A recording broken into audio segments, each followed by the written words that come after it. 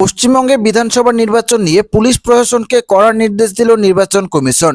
প্রত্যেক ভোটার যেন কোনো ভয় ছাড়াই ভোট দিতে পারে সেই ব্যবস্থা করতে হবে পুলিশ প্রশাসনকে। পাশাপাশি ভোট কেন্দ্রে কি কি ব্যবস্থা নিতে হবে সেই বিষয়েও কিন্তু জানিয়ে দেওয়া হয়েছে নির্বাচন কমিশনের পক্ষ থেকে।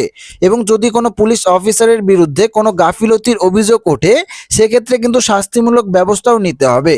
তো বন্ধুরা, আসন্ন বিধানসভা নির্বাচন নিয়ে পুলিশ প্রশাসনকে কি নতুন নির্দেশ দিয়েছে নির্বাচন কমিশন, কোন কোন ক্ষেত্রে শাস্তিমূলক ব্যবস্থা নিতে হবে, কমিশনের নির্দেশিকায় কি বলা রয়েছে, সমস্ত কিছু একদমই ডিটেলসে আপনাদেরকে জানিয়ে দেব এই ভিডিওটিতে। তো অবশ্যই ভিডিওটিতে আপনারা প্রত্যেকেই প্রথম থেকে শেষ পর্যন্ত মনোযোগ সহকারে সঙ্গে থাকবেন এবং চ্যানেলটিতে নতুন হয়ে থাকলে অবশ্যই চ্যানেলটিকে সাবস্ক্রাইব করে পাশের বেল আইকনটি প্রেস করে অল নোটিফিকেশনটি অন করে রাখবেন। বাংলায় ভোট ঘোষণা হওয়ার পর থেকেই একের পর এক নজরবিহীন পদক্ষেপ নিয়েছে জাতীয় নির্বাচন কমিশন। আদর্শ নির্বাচন আচরণবিধি কার্যকর হতেই পুলিশ প্রশাসনের খেল নড়ছে বদলে দিয়েছেন নির্বাচন কমিশন।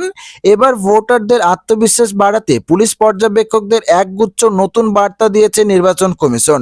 পশ্চিমবঙ্গে আগামী বিধানসভা নির্বাচন যাতে হিংসামুক্ত হয় তার জন্য কড়া নির্দেশ দেওয়া হয়েছে নির্বাচন কমিশনের পক্ষ থেকে।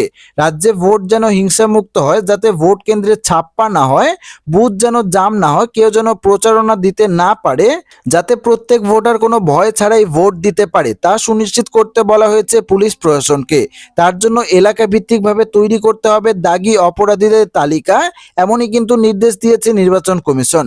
পাশাপাশি শাস্তিমূলক ব্যবস্থা নিতে হবে, কিন্তু কখন শাস্তিমূলক ব্যবস্থা নিতে হবে সেই বিষয়েও জানিয়ে দেওয়া হয়েছে। কমিশনের নির্দেশ অনুসারে সমস্ত স্পর্শকাতর এলাকায় যেন পরিদর্শন করেন পুলিশ ও কেন্দ্রীয় বাহিনী। কর্তব্যরত পুলিশ অফিসারের গাফিলতির ক্ষেত্রে শাস্তিমূলক ব্যবস্থা নিতে হবে, প্রয়োজনে সাসপেন্ড বা ট্রান্সফারও কিন্তু করতে হবে। ভোটারদের ভয় দেখালে পুনর্নির্বাচন সম্পর্কে ব্যাখ্যা দেবেন পর্যবেক্ষকরা, এমনই বার্তা দিয়েছে নির্বাচন কমিশন। অর্থাৎ নির্বাচন কমিশন স্পষ্ট জানিয়ে দিয়েছে যে যদি কোনো পুলিশ অফিসারের বিরুদ্ধে গাফিলতির অভিযোগ ওঠে সেক্ষেত্রে কিন্তু প্রয়োজন পড়লে সাসপেন্ড বা ট্রান্সফারও করা হতে পারে সেই পুলিশ অধিকারিককে। পাশাপাশি নির্বাচন সংক্রান্ত অভিযোগ খতিয়ে দেখতে হবে, প্রয়োজনে এফআইআর করতে হবে। পাশাপাশি অভিযুক্ত গ্রেফতার হলো কিনা সে বিষয়ে কিন্তু খতিয়ে দেখতে হবে পুলিশ পর্যবেক্ষকদের, এমনই নির্দেশ দেওয়া হয়েছে নির্বাচন কমিশনের তরফ থেকে। পাশাপাশি বুথ কেন্দ্রে কি কি ব্যবস্থা নিতে হবে সে বিষয়েও জানিয়ে দেওয়া হয়েছে। এছাড়া সুষ্ঠুভাবে ভোট করতে রাজ্য জুড়ে ৮০,৭১৯টি বুথের ভেতরে ও বাইরে মিলিয়ে ২ লক্ষ সিসিটিভি ক্যামেরা ও ওয়েব ক্যামেরার মাধ্যমে চলবে নজরদারি। কমিশন স্পষ্ট করে দিয়েছে কোনো বুথে ওয়েবকাস্টিং যদি ৮ ঘন্টার বেশি বন্ধ থাকে তাহলে সেখানে পুনর্নির্বাচন করতে হবে। পাশাপাশি এফএসটি ও কিউআরটি গাড়িতে কিন্তু ৩৬০ ডিগ্রির পিটিজেড ক্যামেরা সহ লাইভ স্ট্রিমিং চলবে। কেন্দ্রীয় বাহিনীর জওয়ানদের দেওয়া হবে বডি ক্যামেরা। সব ক্যামেরার নিয়ন্ত্রণ কিন্তু থাকবে কমিশনের কন্ট্রোল রুমে। অর্থাৎ পশ্চিমবঙ্গের প্রতিটি বুথ কেন্দ্রের বাইরে ও ভেতরে কিন্তু সিসিটিভি ক্যামেরার মাধ্যমে ওয়েবকাস্টিং চালানো হবে এবং ওয়েবকাস্টিং এর ফুল কন্ট্রোল কিন্তু থাকবে কমিশনের কন্ট্রোল রুমে। পাশাপাশি ভোটারদের হুমকি দেওয়া হলে সেক্ষেত্রে কি করতে হবে সে বিষয়েও জানিয়ে দেওয়া হয়েছে।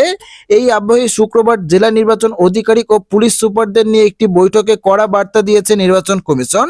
বলা হয়েছে ভোটারদের হুমকি দেওয়া হলে বা ভোট দিতে আটকানোর মতো অভিযোগ উঠলে সংশ্লিষ্ট পুলিশ সুপারকে সরিয়ে দেওয়া বা সাসপেন্ড করা হতে পারে। এখন মূল প্রশ্ন হলো, এর পরেও কি হিংসামুক্ত ভোটের সাক্ষী হবে পশ্চিমবঙ্গ? এবার অপেক্ষা ভোটের দিনে ২৩ ও ২৯ এপ্রিলের। কেমন হয় ভোট এটাই এখন দেখার বিষয়। তোমাদের বুঝতেই পারছেন আসন্ন বিধানসভা নির্বাচন নিয়ে কিন্তু পুলিশ প্রশাসনকে কড়া নির্দেশ দিয়েছে নির্বাচন কমিশন। কোন কোন ক্ষেত্রে কি কি ব্যবস্থা নিতে হবে সেই বিষয়ে কিন্তু জানিয়ে দিয়েছে কমিশন। তো আশা রাখবো ভিডিওটি আপনাদের সবারই ভালো লেগেছে। ভিডিওটি ভালো লাগলে ভিডিওটিতে একটি লাইক করবেন, চ্যানেলটিকে সাবস্ক্রাইব করবেন এবং কমেন্ট বক্সে আপনাদের মতামত অবশ্যই জানিয়ে যাবেন। ধন্যবাদ।